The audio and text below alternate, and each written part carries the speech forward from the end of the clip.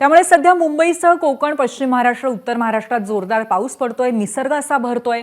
मात्र मराठवाड्यामध्ये सुद्धा अजूनही दमदार पावसाची वाट पाहिली जाते. उन्हाळ्यापेक्षाही जुलै महिन्यात टँकरची संख्या वाढल्याचं धक्कादायक चित्र समोर आलंय. मे महिन्यामध्ये 290 टँकर सुरू होते, त्यातनं पाणी पुरवठा होत होता. ही संख्या जुलै अखेरीस तब्बल 428 टँकर्सवरती पोहोचली आहे. मराठवाड्यामध्ये 256 गावं आणि 89 वाड्यांना आजही टँकरने पाणी पुरवठा करावा लागतोय. सर्वाधिक फटका बसलाय छत्रपती संभाजीनगर जिल्ह्याला. इथे तब्बल 223 टँकरद्वारे 149 गावं आणि 59 वाड्यांना पाणी पुरवठा सुरू आहे. जालना, बीड, धाराशिव, नांदेड, लातूर आणि हिंगोलीत सुद्धा टँकरची धावपळ सुरूच आहे.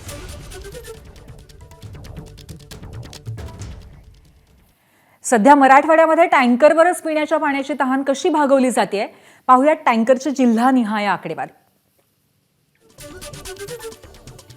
छत्रपती संभाजीनगरमध्ये 149 गावं, 59 वाड्या आणि 223 टँकर इथे पाणी पुरवायला.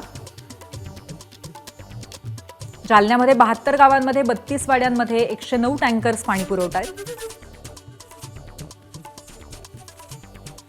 बीडमध्ये 24 गावं, 37 वाड्या, 87 टँकर इथली ही गरज भागवत आहेत. धाराशिवमध्ये 6 गावं आणि 8 टँकर. नांदेडमध्ये 4 गावं, 16 वाड्या आणि 15 टँकर. लातूरमध्ये 1 गाव, इथे 1 टँकर पाणी पुरवठा करतोय.